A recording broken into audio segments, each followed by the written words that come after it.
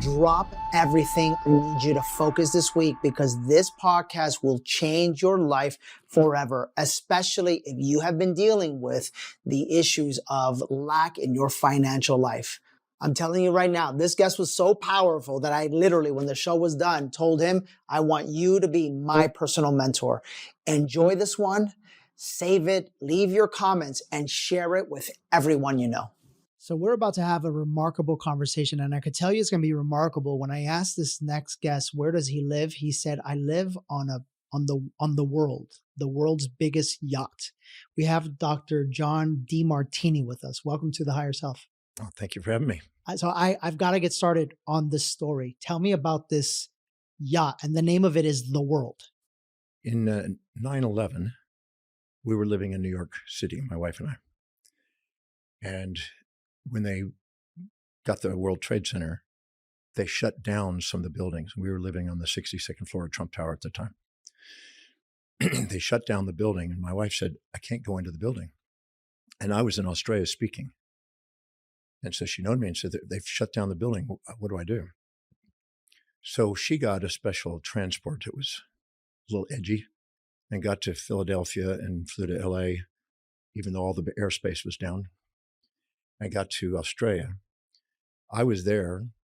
So we ended up meeting up, and I said, look, she said, I don't want to be in New York. I'm going to stay out and stay in our Australian home. So I said, I'm not scheduled to be here in Australia to speak for a while, so I'm not going to see you. We have to go to plan B. I had already seen in the Robb report reference to this beautiful private condominium yacht. And I had looked at it and ripped it out of a Robb report and thought this would be great because we travel. We're jet set gypsies. And so that was the initiator because I wasn't going to see her. So I had a friend who happened to buy a condominium on there. And we met up in Sydney, and he did due diligence. He went to Norway where they were building it and answered all my concerns and questions on it. So the next day, as an anniversary present, I got my wife the ship. And I've been on there for 23 years. She's passed away now, but for 23 years I've been living on it. So, and this is, I'm assuming it must be, not everybody lives on a yacht. So this must be a collection of some really wonderful human beings that are all living on this boat. My personal feeling is these are very beautiful, extraordinary people. Yeah, absolutely. They're all amazing. They've done something globally. All of them are global thinkers and activists. And they do amazing things from philanthropy to building universities to the leaders. I love that. I love that. So what I want to know is this. Everyone that listens to this podcast wants to reach their highest self, right? Whether that's spiritually, whether that's emotionally, whether that's financially, for you to even be in a conversation where you get to say that you live on a boat with some of the most wonderful people on planet Earth, that means that you've mastered some things in this life. That means that you've mastered the art maybe of manifestation, of creating your own reality. Where did that journey begin for you? I was a long-haired hippie surfer living in a tent after social climbing from living under a bridge when I was a teenager in Oahu on the North Shore. And I was surfing the North Shore. I rode big waves, got into some surf movies and surf magazines and things at the time, back in late 69, 70, 71, 72. And I nearly died at the time. And in the recovery of that, I went to a health food store. Somebody took me to a health food store. And at the health food store, there was an entrance, at the entrance, there was a little sign that said a yoga class. Something made me go to this yoga class. And there was a guest speaker named Paul C. Bragg, Bragg's amino acids. That's right. And he was speaking. He was an elderly gentleman. And he inspired me to believe in a new possibility for me because I had learning difficulties. I had to go to a speech pathologist when I was a child, had an arm and leg deformity. And I was told I would never be able to read or write or communicate, never amount of thing, never go very far in life. But this night, when he spoke, it really got to me. And he said, we have a body, we have a mind, and we have a soul. And the body must be directed by the mind must be guided by the soul to maximize our potential.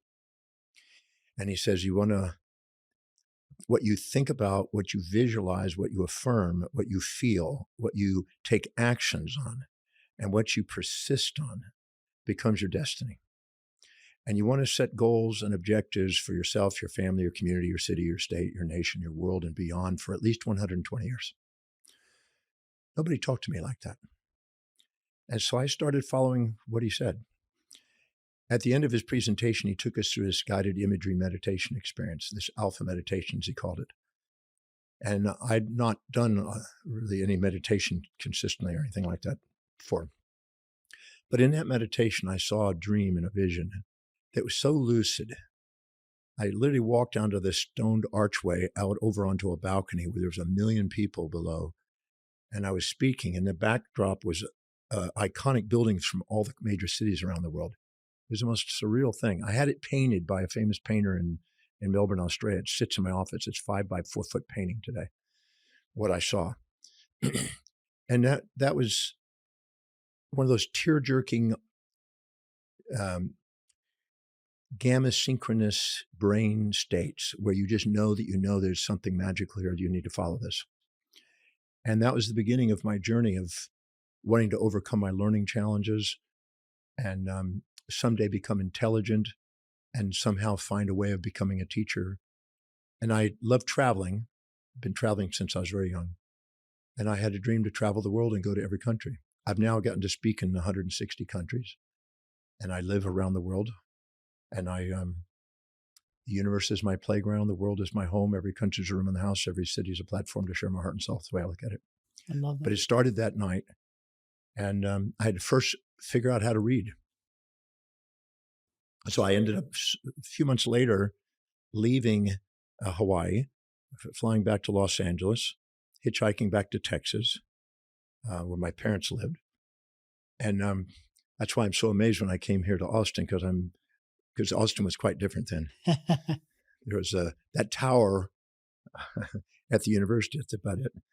And came back there. I took a GED, high school equivalency test, because I didn't have a high school degree. I dropped out at 13, 14. And I guessed and passed. It was really miraculous. I felt it was a sign. There's something magical supposed to happen. So my parents tried to talk me into going and trying to take a junior college class to try to get into college because I had my high school degree. And I failed the first test. I got a 27. And I remember crying on the way home, driving back from that test and thinking what my first grade teacher told me. He'll never read, he'll never write. I reiterated what I was told most of my life. And then I came home and I was curled up in a little fetal position underneath this Bible stand that my mom had in the living room. And she came home from shopping and she saw me crying. She said, "What happened, son?" I said, "I blew the test. I guess I don't have what it takes. I guess I will never do those things that I was told." And she just paused and then she put her hand on my shoulder and she said something that really made a difference. She said, "Whether you become a great teacher and travel the world like you dream, whether you go back and ride giant waves on the North Shore like you've done, or return to the streets and panhandle, which you've done, I just want to let you know that your father and I are going to love you no matter what you do. We just love you. Just want you to know that." When she said that, my hand went into a fist. I looked up and I saw that vision the night I saw Paul Bragg. I saw that vision lucidly. And I said to myself, I'm going to master this thing called reading and studying and learning. I'm going to master this thing called teaching, healing, and philosophy. And I'm going to do whatever it takes, travel whatever distance, pay whatever price to give my service of love across this planet. I got up, I hugged my mom, and I went back into my room, and I got a Funk and Wagnall's dictionary. In those days, if you bought $20 worth of food from Kroger, you got a dictionary. I got this dictionary, and I made a commitment that I would memorize 30 words a day until my vocabulary was strong enough to be able to pass school. And 2 years later, I had 20,000 words memorized. My mom used to test me every night on 30 words until my vocabulary grew. And I went from the bottom of the class to the top of the class. And I never stopped. And I started teaching. I didn't care who it was. Anybody that would come and listen, I'd just do a presentation. Sometimes I'd talk to myself. And that just kept growing. By the time I went to the University of Houston 2 years later, I'd have 100, 125, 150, 400 people a day under the trees gathered doing presentations on whatever topics that seem to be emerging. And I continue to do that. And so I've been speaking most every day since. There's so many people. It's interesting. We have an online community, and we just finished having a conversation like this. There's so many people listening to this episode right now that are that version of you, that boy that was afraid, that boy that came across that obstacle, that didn't know how to read, and they don't decide. I think that's the key, right? Like they don't decide that no matter what happens, they're going to make a change, right? I know that you speak a lot on human behavior. What is that behavior, right? What's that behavior, and where does the new behavior come from that causes actual life change? Every human being, regardless of gender, spectrum, age, or culture, lives moment by a set of priorities, a set of values, things that are most to least important in their life, that are fingerprint specific. These set of values emerge from the voids that they've had in their life, from the judgments that they've experienced that they didn't see the wholeness to, that they feel empty by.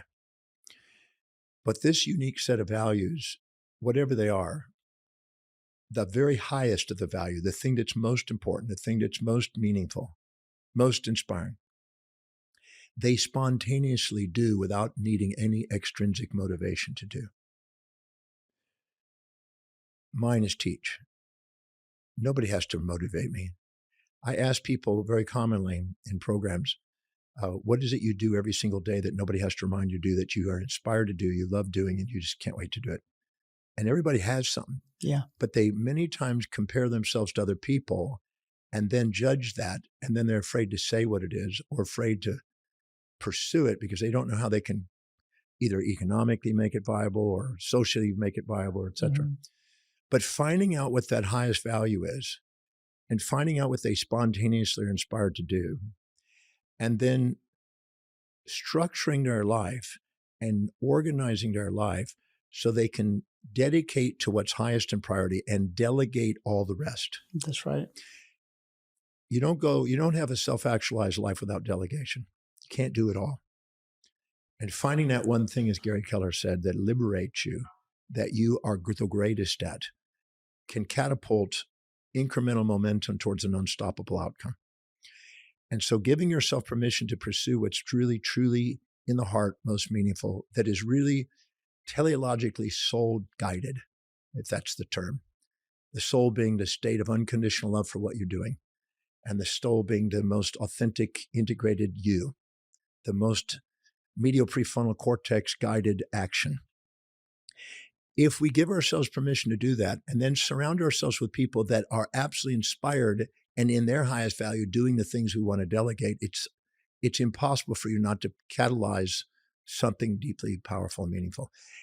And each of those opportunities that emerge for yourself and other people increase the probability of being of service to people.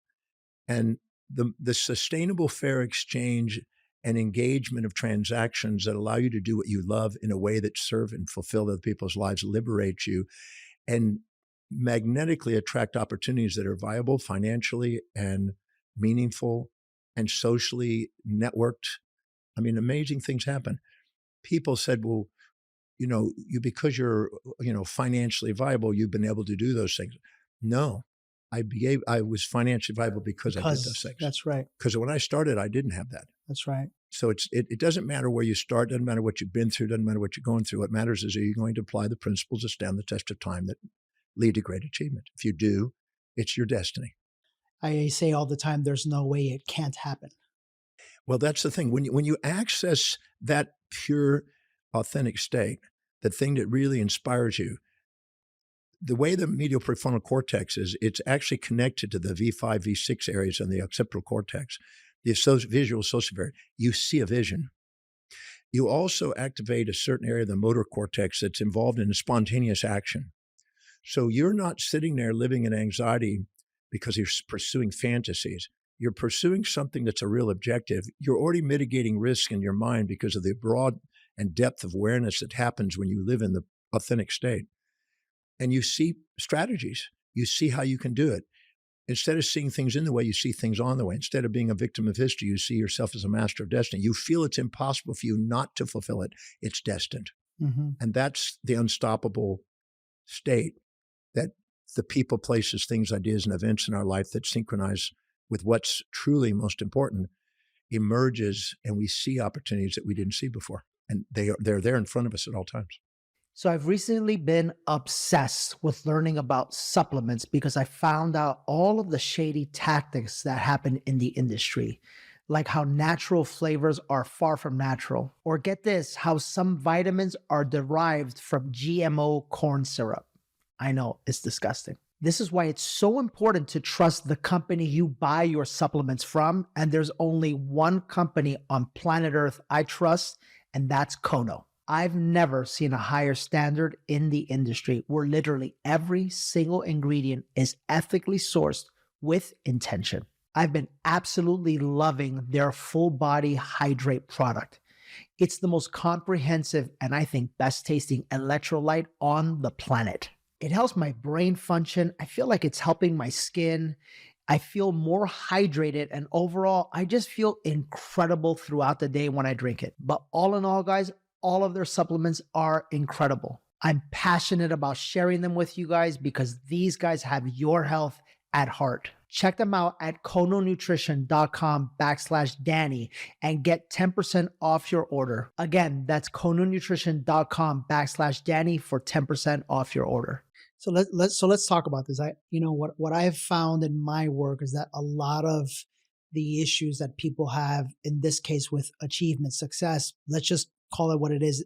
In this case, money, is their psychology, their thought process, their connection to their stories around money. Like what I find is that many people who struggle with money struggle with life needing to be a struggle because they saw their parents struggle. There's always a story, right? Like, number one, do you find that to be true? Number two, how does someone break out of that pattern? Well, I've been pretty blessed to be able to assist people in that arena. And the hierarchy of your values dictates your financial destiny. Could you say that one more time? The hierarchy of your values dictates your financial destiny. Now, I've interviewed people, over 100 billionaires. I've also interviewed people that are extremely impoverished that may make 60 cents a day. And there is definitely a distinct value system there that's different. And if you don't have a value on contributing to people's lives, you don't have a value on yourself, you don't have a value on growing sustainable, fair exchange transactions, which money represent, then you'll probably have these challenges and struggles. But once you see and value that, and there's a science on how to raise that in your value system, you immediately act different. Most people, they don't realize that if you don't have a value on wealth building, you'll buy things that go down in values that are consumables and become a slave to money all your life. And most people live being, above their means instead of below their means. But if you start to value it yourself and service and income, you start buying things that go up in value. You want to make sure that you put something, that your hard work goes into something that goes up in value. And I've seen people who start out where they're in debt, they can't pay anything, they can't do anything, they don't know what to do. And we get really clear about what they're going to do. It's a strategy, so it's not fluffy and fantasy. And then we structure an automatic, non-emotional, strategic savings and investment structure. And then we go and focus on absolutely serving the people, meeting people's needs, not projecting assumptions on what people need, but actually meeting people's needs where there's a demand driving supply. And they automate their investments where there's no emotion in it, because emotions destroy wealth and strategies build it. The executive center builds strategies that build wealth. And then all of a sudden they realize that this is totally doable. This is not that difficult. They just haven't started it and nobody guided them what to do. And it's not that much work, really. I mean, I've seen thousands of people that couldn't do it. And then with a simple instructions, they would change their direction with it. But you have to have a more value. Every decision you make is based in the amygdala is based on what is more advantage or disadvantage. So if you don't see more advantage of serving people, valuing yourself and developing wealth, so you have the options of what you can do with it, and you have a higher value on other things, then you'll keep buying those other things. Mm-hmm. And many of them are consumables that are high-priced items to make you feel transiently better because you're not appreciating yourself, because you're trying to compare yourself to other people instead of honor who you are. You're living in the shadows of others and instead of standing on the shoulders of giants, in other words. And you're basically being second being somebody else instead of first being what you're here for. You said something. You said a fair. It's the fair trade service exchange. It's the way that you spoke about money, and I would love for you to talk more about that, because I think that's like a fundamental problem that people have, is that they don't understand there's just an exchange of energy is what it is, and the exchange of energy in this world is money.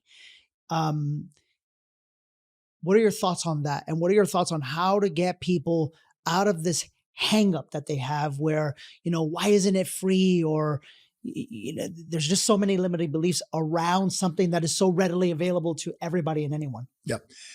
There's never a lack of money if you're willing to serve people.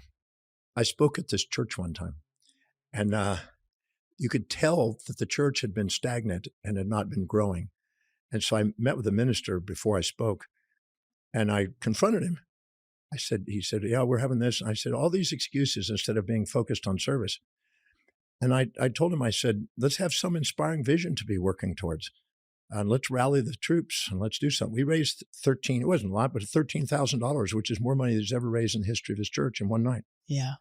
And I said, let's give them something to work towards, something that inspires them. And I made a statement that if you're poor, it's because you're not caring about humanity, which really shocked people. They go, hold on a minute now. But what it means is if you really care about a human being, you'll find out what their needs are, and you'll go out of your way to directly or indirectly find the services, products, or ideas to be able to serve them. And if you're focused on doing them and they see that you really care to serve them, they tend to tell other people, and it tends to grow. And sustainable fair exchange has been, Hubert Helm Bancroft in his book, The Book of Wealth, which is one of the greatest books ever written on it, said very clearly there were three things common to very wealthy people. And these are the wealthiest people in history. And that was that they felt that they were destined to serve ever greater numbers of people, vast numbers of people. It was their destiny. Just like you have you're here destined to serve millions. 100%. That I've assumed billions in my life, billions 100%. Of people, just automatic. You also realized that you pursued a great lifestyle, not for the sake of lifestyle for show, but for rewarding people that were excellent in the creation of their crafts and their skills, etc. And you were rewarding inspiration, not desperation. Mm-hmm. So you were going for the finest, not to show off, but the finest to be able to honor the people who were excellent at what they were doing. And you surrounded yourself with excellence and rewarded excellence, which catapults the economy forward. And the third one was that you transcended the moral limitations and moral hypocrisies associated about money, that it's good or evil, because money is not good or evil. That's just an illusion that people have been told. That's right. So one of the largest institutions that have probably the most money promoted that one. Absolutely. So that's a big factor. But then what happens is most of us, we meet people and we compare ourselves by the law of contrast between them and us. They have another set of values. We have our set of values. We look at them and they're excelling in something I'm not excelling in, so they must be more than me. I must be less than them. And anytime we compare ourselves to somebody else instead of comparing our own daily actions to what we value most, we automatically self-depreciate when we put people on pedestals. But the moment we do, we're conscious of their upsides and unconscious of their downsides. And then we're conscious of our downsides and unconscious of our upsides by the comparison. When we do, we then inject some of their values into our life and try to be second at being them instead of being first at being us. And then we end up diluting our potential. We call it self-sabotage. We call it limiting beliefs. We call it all kinds of things. But it's because we compared ourselves to them and minimize ourselves inauthentically. Because when we minimize ourselves, that's not who we are. But if we also meet people, we go, and you look down on them and you resent them and you're conscious of the negatives and unconscious of the positives of them. Now you puff yourself up and get conscious of your positives and unconscious of the negatives. And you arrogantly project your values on them and expect them to live in your values and then judge them. anytime we put people on pedestals or pits and not put them in our heart and not have sustainable, fair exchange between people, because if you put yourself up, you'll get narcissistic and expect them to live in your values. And if you put yourself down, you'll be altruistic and sacrifice you for them. Neither one of those are sustainable, and they create futility, and they're trying to give us feedback physiologically, psychologically, sociologically, economically, to get us back into authenticity, where we have fair exchange, where we're not buffed up, we're not beat up, we're there, present, caring, not careless, not careful, but caring to meet their needs because they're a reflection of who we are. And we help them get what they want, we get what we want to get. As Schopenhauer said, we become ourselves to the degree that we make everyone else ourselves. So if we want to be prosperous, help people be prosperous. Help them fulfill their dreams and meet their needs. When you do, there's never a lack of money because there's never a lack of ability to serve. And when you do, you have the most fulfillment. I've asked millions of people, if you had only 24 hours to live, what would you do? You'd thank the people who've contributed to your life. And then you look back at your life. What was the most fulfilling moments? It's the ones that I felt like I was doing what I really loved doing, and I was doing it in a way that it served somebody, and somebody said, thank you, I love you for that. And when we're there, we now master the game of fair exchange, sustainability, and authenticity. And there's no way you can stop. There's no way you can do that without having catalytic growth of opportunities. Fuck. I gotta, this is a moment for me because I in many ways do what you just explained.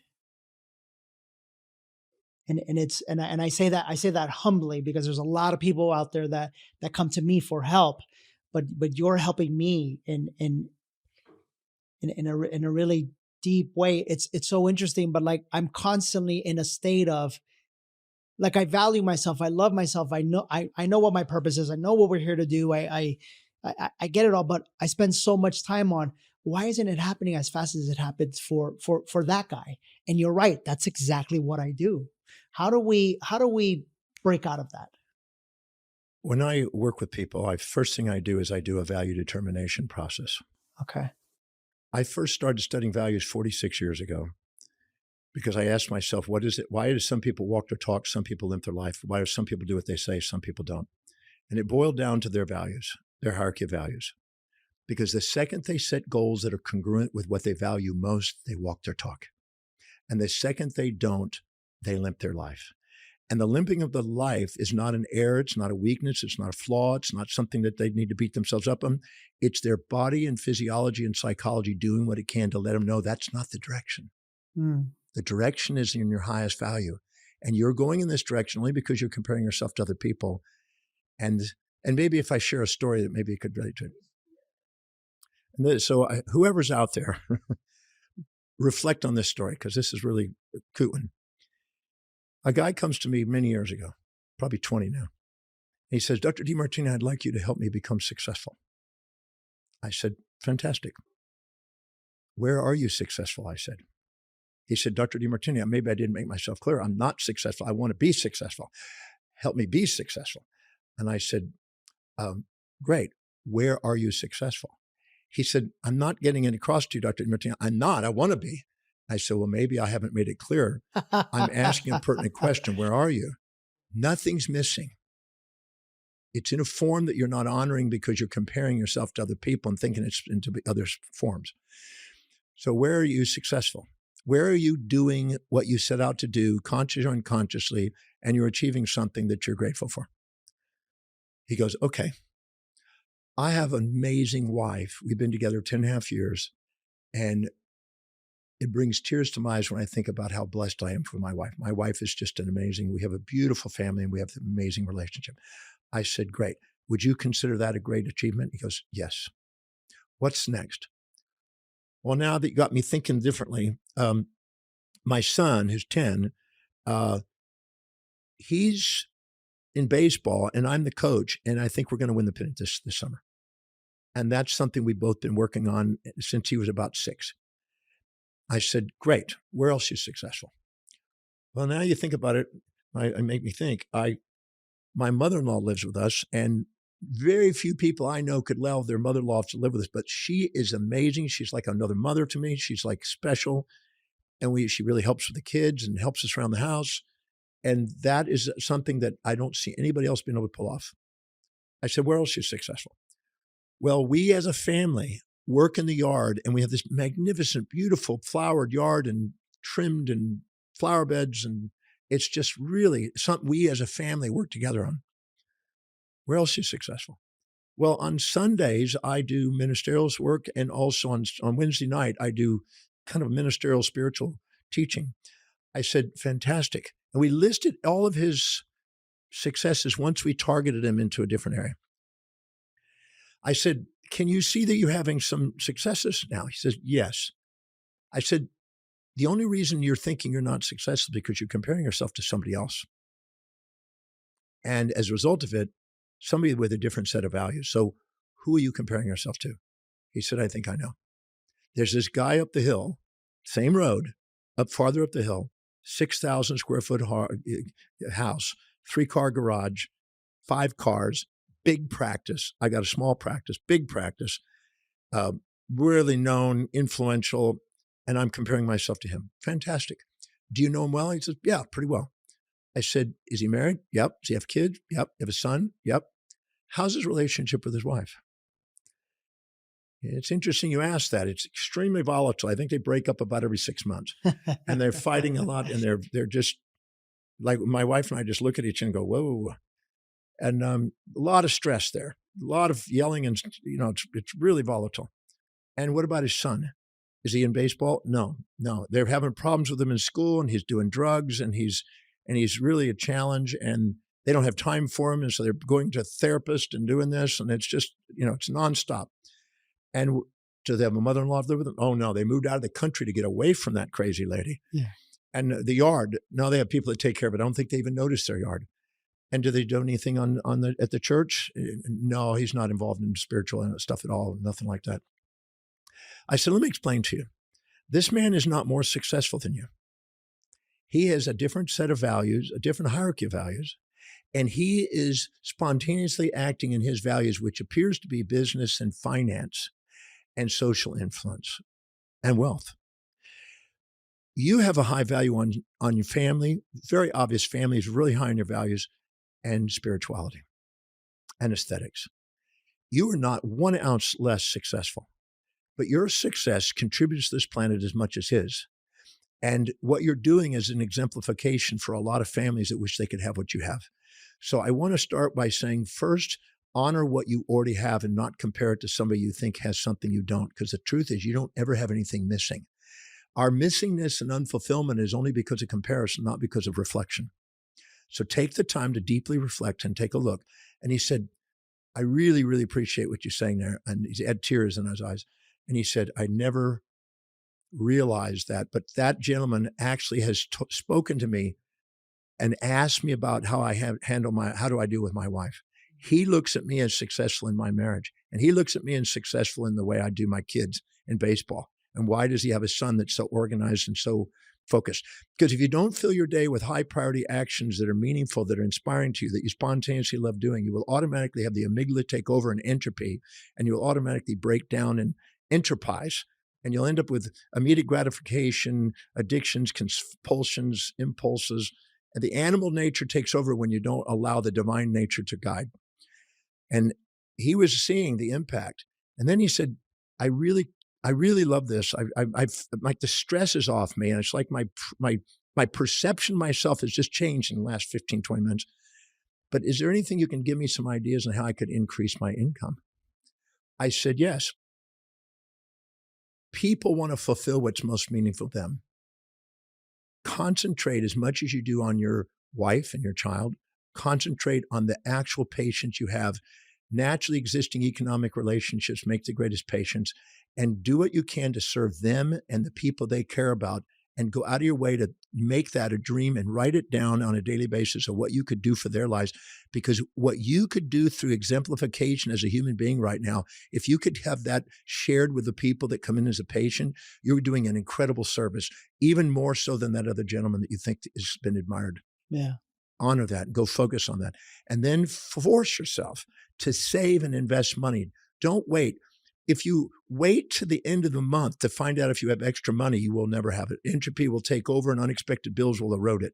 But if you force your savings and have it automated and electronically done, and it's gone into buying assets, quality assets, index funds or something that buys something that goes up in value, real estate properties, something that goes up in value. So you're not a slave to money, but you're its master, and you buy assets. Those assets will catalyze more opportunity in your business because you're managing money wisely, and people who do get more money to manage. That's it for this week's episode. I'm just playing. That was wonderful. That was wonderful. Yeah. Where did you learn all of this? When I moved back from Texas from Hawaii, I had been studying yoga. I started devouring everything I could on yoga. I started doing meditation. Paul Bragg really inspired me. And I started to, learn everything I could about health because I had a health problem and I wanted to learn. And I was sitting on the floor in my parents' den watching a show with David Carradine called Kung Fu. Now, some people may not know what that show was, but that was back in the 1973. And he had a Shaolin master, and he would reflect and kind of have a flashback as if he was at the Shaolin Master Training Center while he was in America, even though he came from China. And he kept referring to his master as this master. And the master called him the grasshopper. And when he said master, the way he said it, I thought, I want to be a master. I want to be a master. I didn't know what that meant, but it sounded cool. Yeah. So I decided, what does it take to be a master? So I decided that I wanted to master it. I divided life into 7 areas. Our spiritual quest, which is living an inspired life and exemplifying what's possible in an inspiring path. Not necessarily religious, but that's not excluded. I wanted to wake up genius. Paul Bragg told me, when I told him I didn't know how to read, he said, just say to yourself every single day that I'm a genius and I apply my wisdom. He said, if you do that every single day, sooner or later the cells of your body will tingle with it, and so will the world. I've never missed a day in 52 years saying that. I wanted to wake up genius, innovative, creative. My internal affirmation is I create original ideas that serve humanity. I create original ideas that serve humanity. And I'm a genius and I apply my wisdom. And so I put that in as a goal. Then I wanted to create an international business. I wanted to go to every country on the face of the earth and have students around the world, which we accomplished in 2016 finally. I wanted to have financial independence multiple times over. I wanted to have a global family where I lived around the world. I never saw myself in a little suburb. I always say the universe is my playground, the world is my home, and the name of my ship is called The World. The world. Every country is a room in the house. Every city is a platform to share my heart and soul. I want to have social influence. I want to meet people, anybody that's had any major contribution to society globally, presidents or prime ministers or great leaders or musicians or artists or celebrities or sports figures or business leaders, anybody that's had global influence, I wanted to go and I want to hang out with them. I want to associate with them. I want to find it with you. I want them as clients. I had very clear focus on that's who I want to interact with. I want to have vitality. I'm 70 in a couple months, 70. I want to have the vitality of somebody much younger. So maybe when I'm on the 100 to 120 year thing, I'm still going and teaching because I still want to teach when I'm on my last day. So I had a dream to empower all 7 areas of life. And I learned that any area of your life you don't empower, people will overpower you. And the purpose of their over-empowerment is to aggravate you enough to get back to priority and the inclusion of those areas to empower. It's a feedback. Life is all a feedback. It's always on the way if you look at it from that perspective.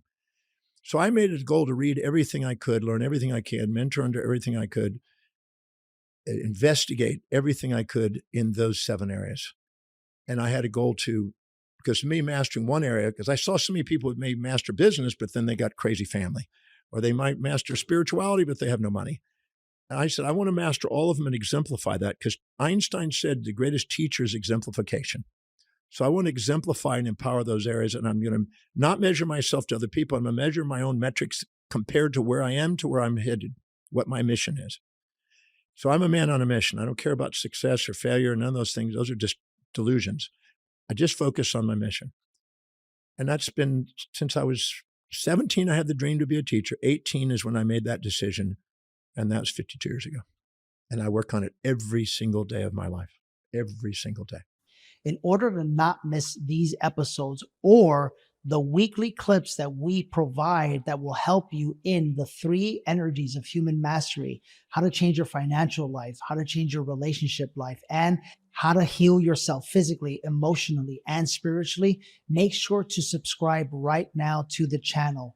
Trust me, it'll be the greatest decision and action you take today, because the value we are committed to bringing you is going to be life-changing. Go ahead and subscribe right now.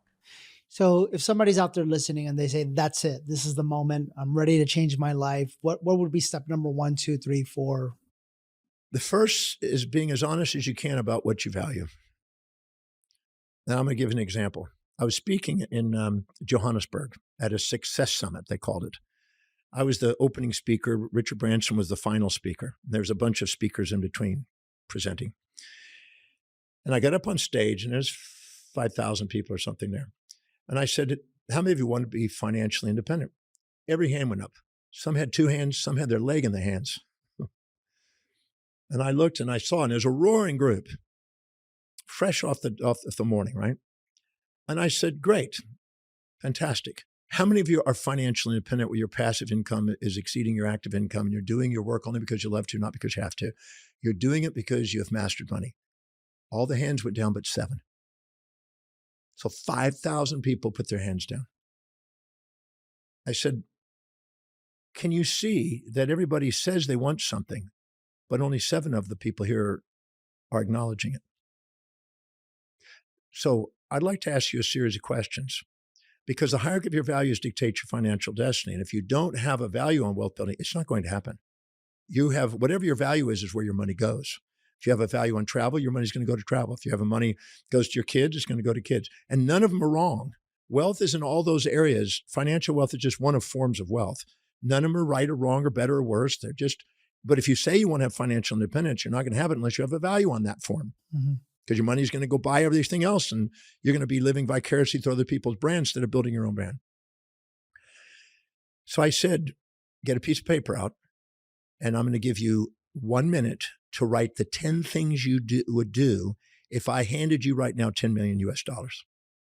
So I'm going to give you, I want you to close your eyes. You're going to get $10 million stacked in this thing of $10 million.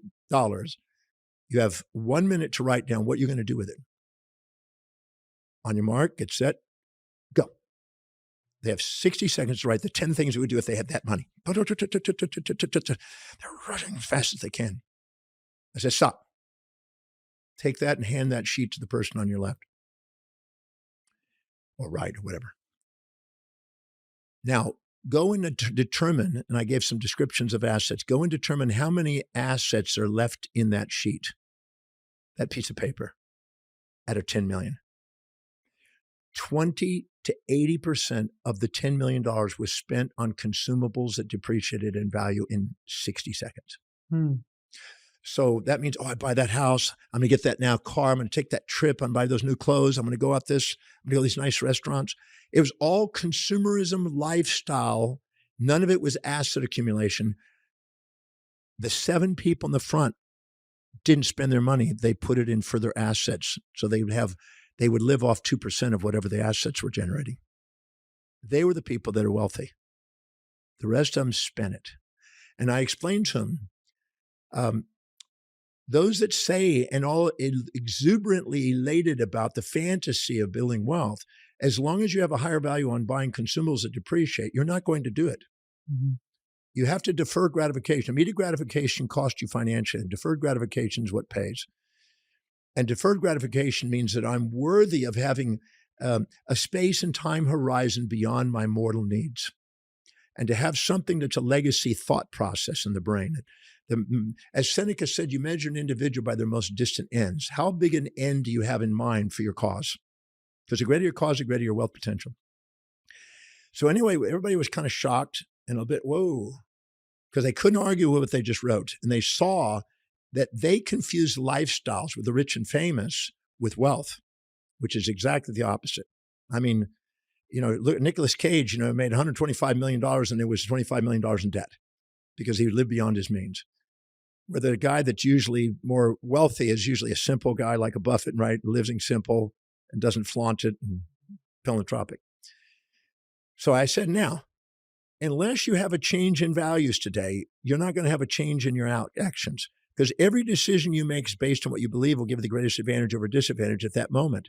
And that's going to be based on the hierarchy of your values in that moment. So if you don't have a value on wealth building and buying assets more than the other things that are lifestyle, you're going to keep getting money. You're going to raise your money, double your income, and you just get double the lifestyle, but still have no money working for you. And you'll depreciate yourself every time you're doing, because you're living on your edge, constantly beating yourself up, comparing. So I said, now, let me show you 6 things that have been common that I've found in all the billionaires that I've interacted with. And so write these 6 things down. The first one I said, and then these are action steps that have been common to the wealthiest billionaires that I've met. Number 1, they built a business that served ever greater numbers of people.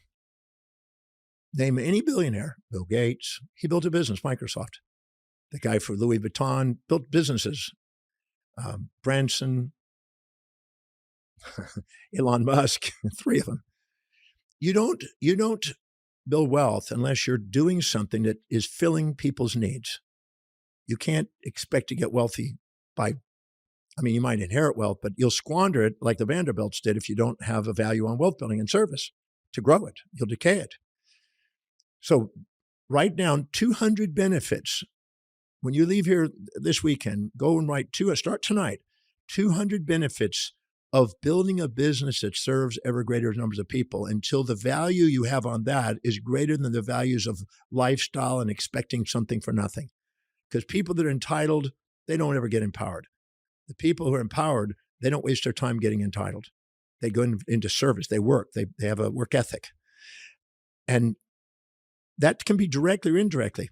Richard Branson, I've spent time with him, and he doesn't necessarily run all his businesses. He has people that run his business. So you can do it directly or indirectly. You can hire people that are inspired, that are greatest at what they do to help you run the business, and you focus on your specialty. Yeah. Number 2, write 200 benefits of managing that business effectively and efficiently, where it maximizes profits.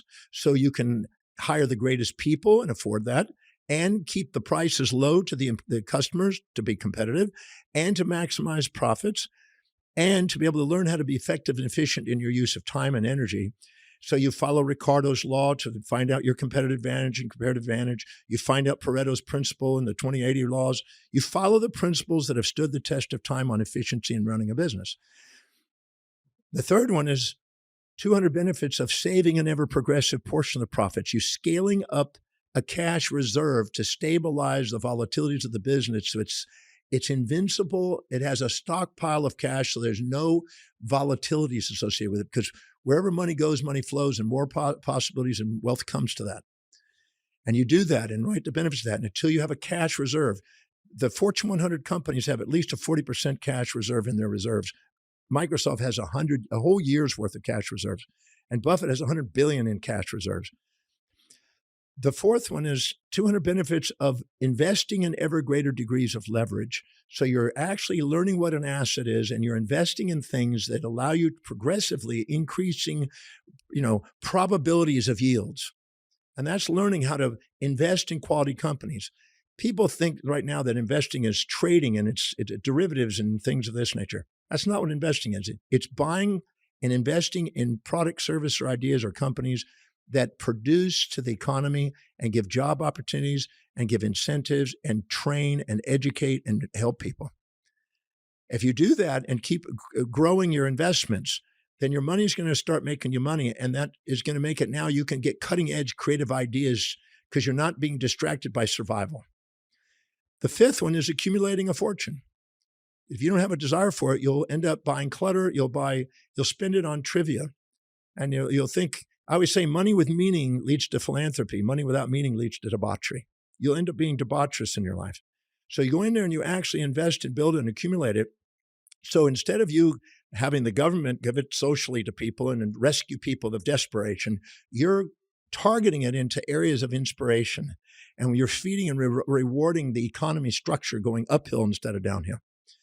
One of my friends he's a very wealthy billionaire, and he basically has learned, and he's opened up 5 universities. He's educating people, performing arts centers. He's doing amazing things. And he says, I spend as much time making it in those years. I now spend the same amount of time targeting how to contribute to people's lives, not robbing them of dignity, accountability, responsibility, or productivity, but building something that is not teaching him, giving him a fish for the day, but teaching him how to fish. Mm-hmm. And the 6th one is creating a financial cause, 200 benefits of creating a financial cause that leaves a legacy on the planet. Something that will be perpetuity, that is something that they will keep themselves working on and go beyond their life. So they're showing what's possible with economics. And I sat with the head of Siemens Corporation one time at a dinner, and after I went through these same 6 things, and he sat there and looked at his wife, he says, that's our life. No wonder we've been so fortunate. He was living it without even knowing it cognitively. But these 6 things are action steps that are proven to move in the direction. So if you don't have a value on those things, you're probably going to have a less of an outcome financially. And that it doesn't mean that you're not a magnificent person. Money is not where it's everything. I have friends that have Ravi Shankar, Shri Ravi Shankar. He's a beautiful guy, but he's a billionaire, but he's a spiritual teacher. And he's focused on that. And he ends up doing contributions to people all over the place. And I've met other people that money was the byproduct because they kept serving. Yeah. So whether you're dedicated to spirituality or fitness, I've met many sports people that are being wealthy because they put the two together. So I'm not attached to being wealth as being dominant. I mean, whatever area of your life, I'm interested in mastering them all. And none of them are worse or better than the others. But I don't want to see myself as a slave. I want to see myself as a contributor on the planet. And so that's why I wanted to master that. I read as much as I could on that and mentored and studied. And so I would be able to exemplify that. I love that. What would be your final thoughts? This is my last thought, huh? To the audience. No matter where you are, no matter what you've been through, no matter what you're going through, as I said earlier, give yourself permission, humble yourself, and give yourself permission to learn what works. Paul Dirac, the Nobel Prize winner, said many years ago, 1940s, that it's not that we don't know so much, we know so much that isn't so. Find out what really is. The magnificence of what really is far greater than the fantasies that we keep being sold in the marketplace because of dopamine. And give yourself permission to learn what's objective and what's true, and start doing the basics, and start giving yourself permission to go after what's truly meaningful to your life. Bronnie Ware, in her 5 Regrets for the People Dying, I've had a nice conversation with her, beautiful lady. And these regrets that people have is because they didn't take the time to be integral with who they are, and they let the concern about, I'm not intelligent enough. What if I'm not intelligent enough? What if I fail? What if I don't make money at it? What if my loved ones won't respect me or they'll leave me? What if I get rejected? What if I don't have the vitality of the looks or beauty? Or what if it breaks some moral, spiritual thing of some guru or whatever? Don't let the outer world dictate your destiny. Let the voice and the vision on the inside be louder than all opinions on the outside, and go after what's true for you. And then care enough about humanity to make sure it is done in a way that makes a real contribution so you can have fulfillment and prosperity in your life. There's nothing stopping you from doing that starting today. Thank you so much for being here. Thank you. As a matter of fact, what are you doing the last week of June 2025? I have no idea. I want to bring you, we are doing I have a group called Inner Circle. We're doing an intensive. It's a financial intensive in Spain. Yeah, I'd love to invite you. It's interesting. We're going to be in Cadiz.